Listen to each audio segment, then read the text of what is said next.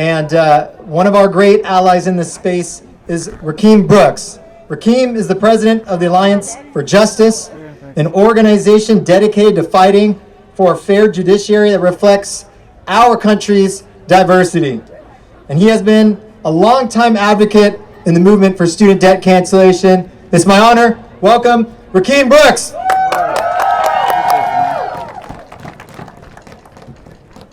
Let's give it up for Doran one more time. That was strong, brother. That was strong. I was a little nervous getting up after you. Hey, y'all. Good morning. Again, my name is Rakim Brooks, and I'm president of the Alliance for Justice. This fight is personal to me. I want to know from all of you, how many of you are the first people in your family to go to college? Present. All right? But here's the question. Were you the first person in your family who deserved to go to college? I know I wasn't. My grandmother was brilliant, but she was poor, so she never got the chance to go to college. My mother and father made it a step further. They enrolled in community college and stayed for as long as they could until they could no longer afford it. At least 2 generations of my family were never outfitted with the opportunities they deserved in spite of their talent and ambition. Then came me. Half their ambition and even less of their talent and good looks, I might say, but 100% of their dreams and their hopes. I remember receiving the admissions letter and I could see the shame in their eyes. They were going to have to repeat to me what their parents had said to them. We can't afford it. As they went to open their mouths, though, I said, don't worry, I can take out a loan. And their shame was transformed to hope. Finally, our family's ambition and talent was embraced by equal opportunity, and the American dream was deferred no longer.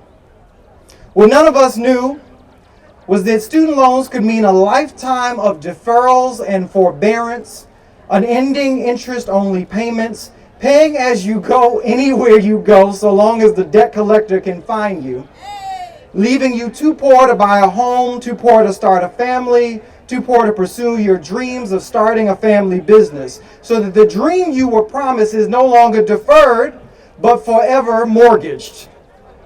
Many of us live with our futures mortgaged, assuming it was fair, that that's just the way it was. It sucks, but everything has a price. And then all of you came.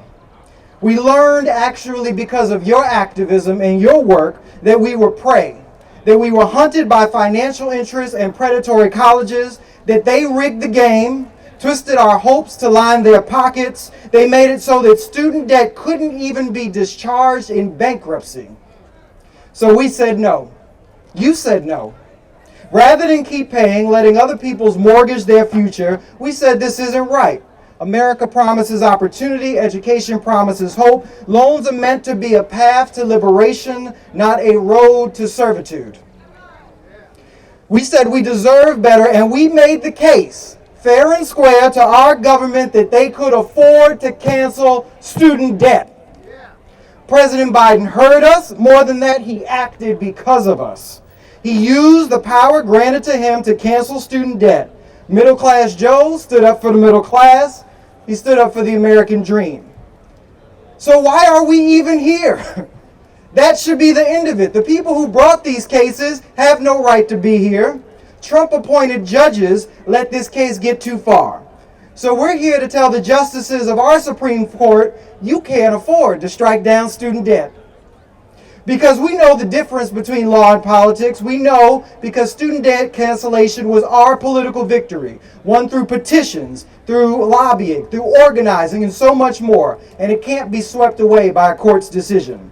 We're here to remind them that they had better stop because we won't stop. Education is the cornerstone of our democracy, so we can't afford to stop. Not until every person living under our flag can afford to go to college. Until then, we'll keep fighting until every single dollar of student debt is canceled. Every single one, no matter what they do. And when that day comes, when all the debt is canceled, when we win, and we will win, we'll come back here and we'll look them in the face and tell them, we told you you couldn't afford to do this. We told you not to play politics with our future. The American dream still lives, and because of us, everyone can afford it. Thank you.